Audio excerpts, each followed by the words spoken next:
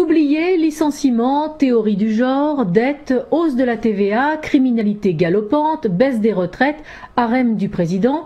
L'urgence, on vous le dit, en hollandie, c'est l'interdiction des spectacles de Dieudonné, maître quenellier. Pauvre spécialité lyonnaise, ainsi martyrisée, devenue un symbole pour le président du CRIF, lobby très peu représentatif des Juifs de France, mais très présent dans les arcanes du pouvoir, Roger Kuckerman, qui voit en elle, je cite, un salut nazi inversé signifiant la sodomisation des victimes de la Shoah. L'oracle a parlé, la signification ne peut être autre. Mieux que l'Académie française ou le Littré, le CRIF définit tout, sentence, autorise ou met à l'index les mots, les gestes, les pièces et les scénarii. Et même si une analyse psychiatrique semble nécessaire pour M. Kuckerman, les ministres, les journalistes, les juges et les simples mortels sont priés de s'y soumettre. La meute est lancée car depuis qu'elle existe, la quenelle a été pratiquée par bon nombre de comédiens, sportifs, chanteurs ou même présentateurs de télévision, puisque chacun n'y voyait qu'un bras d'honneur à la bien-pensance ou au politiquement correct. Les plus en vue s'excusent platement. Certains assument, comme Jean-Marie Le Pen, Bruno Gollnisch ou le joueur de foot Anelka. Quant aux petits, les sans-grades, les anonymes, ils se font massacrer, fichés sur des sites que la Gestapo n'aurait pas reniés, donnant leur nom, adresse et employeur afin qu'ils perdent leur emploi. Quand Dieudonné se faisait les dents sur les musulmans, les noirs, les blancs ou les catholiques, dans ces spectacles auxquels assistaient des musulmans, des noirs, des blancs et des catholiques, personne ne s'est senti obligé de pratiquer la censure. D'ailleurs, il continue de le faire. Personne n'est obligé à se rendre dans les spectacles du Dieudonné. Personne n'est obligé de rire à ses blagues sur les chaînes du service public puisqu'il y est interdit d'antenne. Il ne doit d'ailleurs pas toucher beaucoup de subventions publiques.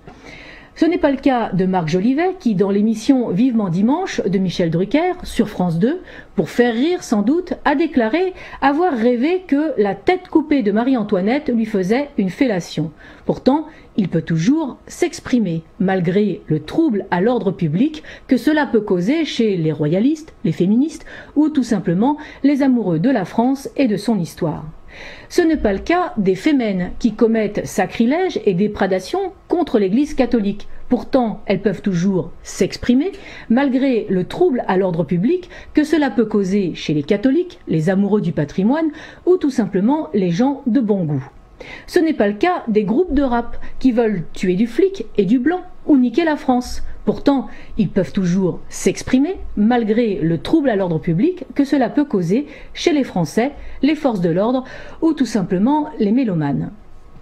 Deux poids, deux mesures, ou plutôt non, c'est l'officialisation d'une dictature socialiste, jacobine, léniniste.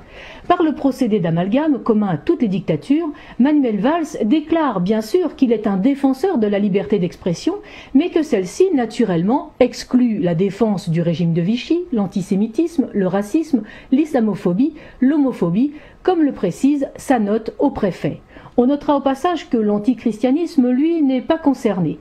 Les fémènes ont de beaux jours devant elles. Ensuite, sous l'imputation de défense du régime de Vichy, on peut interdire tout ou presque les débats sur le changement de société, la pertinence des syndicats, la politique familiale, l'organisation territoriale. Sous l'imputation d'homophobie, on peut interdire tout mouvement qui promeut une société naturelle fondée sur la famille, la protection de l'enfance.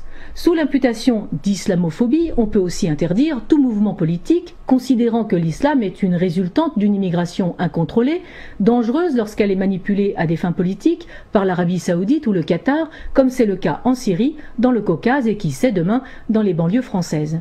Sous l'imputation de racisme, on interdit déjà tout débat sur la préférence nationale, l'identité et la souveraineté.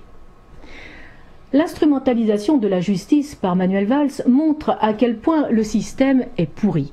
Voir le Conseil d'État, Cour suprême du droit administratif en France, s'abaisser à cette parodie de justice peut légitimement en choquer plus d'un, à l'instar d'Anne Beau, la présidente de l'Union syndicale des magistrats administratifs, qui est abasourdie par l'empressement du Conseil d'État. Je cite: « Je n'ai jamais vu ça, ça ne s'est jamais fait.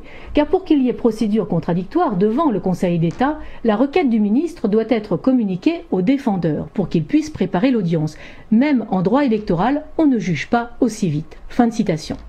Comment s'étonner, après cela, que l'on passe au crible les antécédents familiaux et religieux des juges du Conseil d'État? Comment s'étonner après qu'un bon nombre de Français juifs commencent à se faire entendre pour que l'on cesse de parler et de condamner en leur nom, car ils sentent bien qu'obliger tout le monde à prendre parti pour ou contre la quenelle de Dieudonné risque fort de se retourner contre eux, qui n'ont rien demandé, et pour le coup de créer un véritable antisémitisme. On va donc arriver au paradoxe complètement délirant, où dans les textes, en hollandie, le salut nazi n'est pas condamnable, mais une quenelle, oui. Liberté d'opinion et liberté d'expression sont inscrites dans la Déclaration universelle des droits de l'homme. Tout individu a droit à la liberté d'opinion et d'expression, ce qui implique le droit à ne pas être inquiété pour ses opinions et celui de chercher, de recevoir et de répandre, sans considération de frontières, les informations et les idées par quelque moyen d'expression que ce soit. Voilà pour le contenu. Pour la forme, les seuls troubles à l'ordre public ont été incités par un garde-frontière israélien, Arno Klarsfeld, qui a appelé à la violence contre les spectacles de Dieudonné. Il n'a pas été inquiété. Pourtant, des expéditions punitives ont été menées, à Lyon par exemple, par de jeunes juifs contre des fans de Dieudonné, avec une telle violence qu'ils n'ont pas pu échapper à une mise en examen. Quand les spectateurs de Dieudonné ont dû faire face à l'interdiction des spectacles alors qu'ils étaient devant les salles, ils se sont dispersés dans le calme. S'il fallait faire taire toutes les personnes qui risquent de porter atteinte à la cohésion sociale, on pourrait peut-être commencer par le gouvernement et laisser les humoristes, même s'ils sont provocateurs et ne font pas toujours rire, pour nous maintenir en état d'éveil. Comme pour le mariage gay, un lobby ultra-minoritaire au sein même de la communauté qu'il prétend représenter a réussi à imposer ses volontés à un gouvernement de soumis. Les communautés juives, chrétiennes et musulmanes peuvent très bien vivre ensemble dans la paix et l'harmonie, comme à Kazan, en Russie, pour peu que les lobbies au service d'autres États comme Israël, le Qatar ou l'Arabie saoudite n'instrumentalisent pas les confessions au prix de la cohésion nationale, au prix du contrat de démocratie. Un grand écrivain français a écrit à propos de ce contrat de démocratie, au moment de la guerre d'Espagne, que chaque bulletin de vote représente un fusil dont la minorité renonce à se servir en échange de l'engagement solennel que ses droits seront respectés. Le délit de justice, l'illégalité et l'arbitraire sont des cas de rupture du contrat. Je vous laisse alors imaginer ce qui se passe tôt ou tard lorsque c'est la majorité qui voit ses droits bafoués par une minorité n'ayant que ses propres intérêts, religieux ou sexuels, à imposer.